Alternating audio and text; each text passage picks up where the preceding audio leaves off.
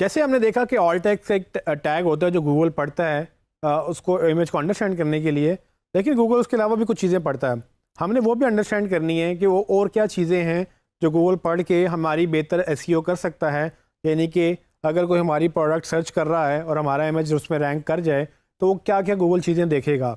All tag एक चीज़ थी, लेकिन ऑल टैग के अलावा भी टैग्स मौजूद हैं जो मैं चाहूँगा कि मैं आपको इस टॉपिक में बताऊँ। तो इस टॉपिक में हमारे पास मेनली 3 और चीज़ें हैं जो गूगल मेजर करता है टेक्स्ट के हवाले से, जिसको आप अगर बेहतर कर लें तो चांसेस हैं कि हमारी एसईओ बेहतर हो जाएगी। मैं आपको ये बताता चलूँ कि ये जो एक्स्ट्रा चीज़ें हैं ये बेसिकली इसका डायरेक्टली इम्पैक्ट नहीं होता, ये माइनर इम्पैक्ट है। लेकिन अगर आप ये छोटा छोटा करके अगर आप सारे इमेजेस पे करते जाएंगे और आपकी इमेजेस पे अगर आपकी वेबसाइट पे अगर थाउजेंड्स ऑफ पेजेस हैं जिसमें थाउजेंड्स ऑफ इमेजेस भी हैं, तो ये बहुत बड़ा इम्पैक्ट डाल सकता है। तो आपने ये ध्यान में रखना है कि अगर आप ये इमेज एसईओ के बारे में सीरियस हैं, अगर आपकी प्रोडक्ट है तो आप डेफिनेटली ये ज़रूर करें।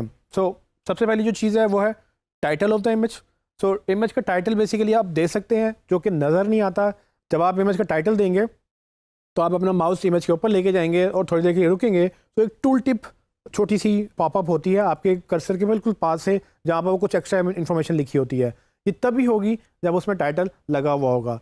अगर इमेज का आप ऑल टैग लिख रहे हैं तो आप उसका टाइटल भी ज़रूर लिखें। टाइटल लिखने के लिए बेसिकली क्या होता है कि हम दोबारा से एग्जांपल लेंगे उसी फोर्ड मस्टैंग कार की जो हमने अभी पहले देखी थी। इसमें हमने डिसाइड किया था कि इसका जो इमेज का HTML टैग बनेगा वो कुछ इस तरह से बनेगा, जिसमें उसका इमेज का URL है, इमेज का ऑल टैग्स हैं और उसके अलावा उसकी विड्थ और हाइट भी एक्सप्लेन्ड है। लेकिन अगर मैं इसको ब्रेक कर दूं, अब ये जो आपको नज़र आ रहा है HTML में टैग्स इसी तरह से लिखे जाते हैं, लेकिन आप इनको ब्रेक भी कर सकते हैं। अगर आप स्पेस एक्स्ट्रा ना डालें, सिर्फ लाइन ब्रेक करें तो कोई मसला नहीं है, HTML फिर भी रीडेबल होती है। कुछ ब्रेक करने से ये जो टैग कोड है कुछ इस तरह से नज़र आएगा। मैंने हर कोड को, हर टैग को एक डिफरेंट लाइन में कर दिया ताकि हम समझने में आसानी करें। और मैंने ये आप देख सकते हैं कि ऑल टैग हमने पहले ही पढ़ लिया है कि ये बेसिकली क्या होता है। इस ऑल टैग को ऑलरेडी हमने देख लिया है।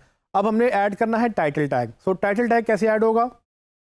जिस तरह से ऑल टैग ऐड होता है उसी तरह से टाइटल टैग भी ऐड होता है। यहाँ पे मैंने डिस्क्रिप्टिव टाइटल लिख दिया है इस इमेज के बारे में। ये एक रैंडम मैंने इमेज लेकर रैंडम मैंने एग्जांपल लिखी है। यहाँ पर आपने अपने कीवर्ड्स ही यूज़ करने हैं। याद रखें, जब भी हम कोई चीज़ ऑप्टिमाइज़ करने की बात करें आपने अपने कीवर्ड्स यूज़ करने हैं उस पेज के अराउंड जो आपने ग्रुप असाइन किया है उसी ग्रुप में से। आप ओवरलैप नहीं करेंगे, आप वो मिक्स नहीं करेंगे। ये याद रखना आपने हमेशा, जब भी मैं बात करूँ तो आपने ये चीज़ें ज़हन में रखनी है। जब मैंने टाइटल लिखा वो टेक्स्ट HTML में कुछ इसी तरह से नज़र आएगा, जहाँ पर ये आपको पूरे का पूरा जो टाइटल की ऑप्शन अवेलेबल है यहाँ पर अपना टेक्स्ट लिख सकते हैं। बहुत लंबा नहीं होना चाहिए, टू द पॉइंट लिखें, स्पेसिफिक लिखें और कोशिश करें ज़्यादा से ज़्यादा कीवर्ड्स यूज़ करें, लेकिन स्ट्रक्चर भी यूज़ करें। इसी तरह से आप इमेज का, अगर आपने अक्सर देखा होगा कि खसूसन ख़बरों में या अखबार अगर आप पढ़ते हैं वहाँ इमेज लगता है तो इमेज के नीचे छोटा सा कैप्शन लिखा हुआ होता है। वो लंबा भी हो सकता है लेकिन वो बहुत छोटे अल्फाज में लिखा हुआ होता है, जिसमें वो इमेज को डिस्क्राइब कर रहे होते हैं। वो इमेज के बारे में बता रहे होते हैं कि ये कौन खड़ा है या इसमें क्या हो रहा है या वो क्या स्टोरी है। वो इमेज बेसिकली हेल्प करता है यूज़र को देखने के लिए, लेकिन वो साथ ही टेक्स्ट भी लिख देते हैं ताकि यूज़र को अगर नहीं पता तो वो जो बता दे कि ये क्या इसमें जो है ना क्या हो पा रहा है। ये चीज़ गूगल भी मेजर करता है। जब आप कैप्शन लेंगे, कैप्शन के लिए जो कोड बनेगा बेसिकली आप सबसे ऊपर फिगर का कोड ओपन करेंगे, उसके अंदर इमेज का टैग वैसे ही चलेगा जो हमने पहले लिखा था। फिर नीचे फिगर कैप्शन का टैग ओपन होगा, क्लोज होगा और उसके बीच में हम अपना टैग जो टाइटल जो कैप्शन लिखना है हमने उसके बीच में लिख देंगे। ये HTML की कोडिंग है और ये ऐसे ही है। हमने सिर्फ इसको अंडरस्टैंड करना है और अगेन हमने इतना अंडरस्टैंड करना है कि हम इसको समझ के कर सकें, या अगर हम किसी डेवलपर की सहूलत अवेलेबल है तो हम डेवलपर से करवा भी सकते हैं। आप इस कोड को इस तरह से लिख कर उसमें अपने कैप्शन लिखें। कैप्शन में भी कोशिश करें कि डिस्क्राइब करें ज़्यादा से ज़्यादा कि इमेज के अंदर क्या हो रहा है और उसके कीवर्ड्स भी यूज़ करेंगे। अगर आप ये देखें तो ये वही कोड अगर मैं फाइनल फॉर्म में देखूं तो कुछ इस तरह से नज़र आ रहा है, और अगर मैं इसको लाइंस ब्रेक कर दूं तो वो कुछ इस तरह से नज़र आ रहा है।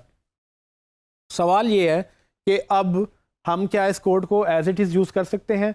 जी, तो बिल्कुल ये जो कोड है वो ऑलमोस्ट रेडी है आपकी SEO के लिए, जिसमें ना सिर्फ टाइटल बल्कि उसमें ऑल टैग और उसमें कैप्शन भी लगा हुआ है। ये 3 चीज़ें तो हमने डिस्कस कर ली। इसके अलावा गूगल क्या देखता है टेक्स्ट के हवाले से? तो वो एक और चीज़ है जो बेसिकली तीसरा पॉइंट था कि आपका टेक्स्ट कौन सा लगा हुआ है उस इमेज के अराउंड। सो वो जो इमेज है वो कहाँ पर नज़र आ रहा है। सो अगर आपका बहुत लंबा पेज है और उसमें आपने एक मतलब इसी की एग्जांपल लेते हैं, अगर आपने फोर्ड मुस्टैंग की एक तस्वीर ऊपर लगाई हुई है लेकिन आप फोर्ड मुस्टैंग की बात नीचे जाके कर रहे हैं जो कि तकरीबन 2-4 पैराग्राफ के बाद आ रही है, तो आपके ख्याल में क्या वो एक रेलिवेंट इमेज होगा? बिल्कुल नहीं, क्योंकि वो बात कहीं हो रही थी और दिखा कहीं रहे हैं आप, तो वो बड़ा मिसमैच सा हो जाता है। तो यूज़र को भी नहीं पसंद आएगा और गूगल भी इस चीज़ को प्रेफर नहीं करता। तो आपने मेक श्योर करना है कि जहाँ पर आप इमेज लगाएं उसके अराउंड टेक्स्ट भी देख लें कि वो उस इमेज के रेलिवेंट है कि नहीं, क्योंकि वो टेक्स्ट गूगल मैयर करता है कि इसके अराउंड टेक्स्ट क्या लगा हुआ है और उसके इमेज कौन सा लगा हुआ है। तो अगर वो रेलिवेंट होगा, वो रिलेट करेंगे एक दूसरे से, तो गूगल आपको ज़्यादा अच्छी रैंकिंग देगा। तो ये 3 चीज़ें हमने डिस्कस की जिसमें टाइटल, कैप्शन और टेक्स्ट अराउंड इमेज, ये 3 चीज़ें आपको और देखनी है ऑल टैग के बाद, जो कि गूगल मैयर कर सकता है। और जितना ज़्यादा आप इसको ऑप्टिमाइज़ करेंगे उतना ज़्यादा एसईओ बेहतर होगा। अच्छा, अभी मुझे पता है कि आप लोग वो कोड्स देख के शायद परेशान हो गए होंगे कि ये हम कैसे लिखेंगे। तो मैंने आपको चूँकि बार बार ये बताया है कि आप वर्डप्रेस में अपना वेबसाइट अगर बनाएं तो आपको वर्डप्रेस काफ़ी चीज़ें आसान कर देता है। तो ये जैसे कि आप वर्डप्रेस में विंडो देख सकते हैं कि अगर आप वर्डप्रेस में इमेज लगाएंगे तो ये बॉक्सेस आपको मिलेंगे जिसमें आप टाइटल, ऑल टैग और दूसरी चीज़ें उसके बारे में लिख सकते हैं। तो आपको कोड से खेलने की ज़रूरत नहीं है, आप वर्डप्रेस के ज़रिए सिर्फ इसको फिल करेंगे, यहाँ जो आपने एग्जैक्ट लिखना है वो चीज़ लिखेंगे, वर्डप्रेस खुद ही पीछे कोड हैंडल करेगा और अल्टीमेटली आपका इमेज जैसे जब पब्लिश होगा वो एसईओ ऑप्टिमाइज्ड होगा। तो वर्डप्रेस में आप इसको बड़ी आसानी से कर सकते हैं। लेकिन हमने चूँकि HTML भी पढ़ लिया है तो मेरा नहीं ख्याल कि अगर आपको HTML की वेबसाइट मिले या आपको अगर HTML कोड देखना पड़ जाए तो आपको नहीं समझ आएगी, क्योंकि ये बहुत ईजी है और आप ये सारा कोड मतलब याद भी कर सकते हैं। नहीं तो आप इसको कहीं सेव कर सकते हैं और बार बार इसको रेफरेंस के तौर पर यूज़ कर सकते हैं। जब भी आपको ज़रूरत पड़े आप उसको देख लें, कॉपी करें, टैग्स चेंज करें और उसको यूज़ करें।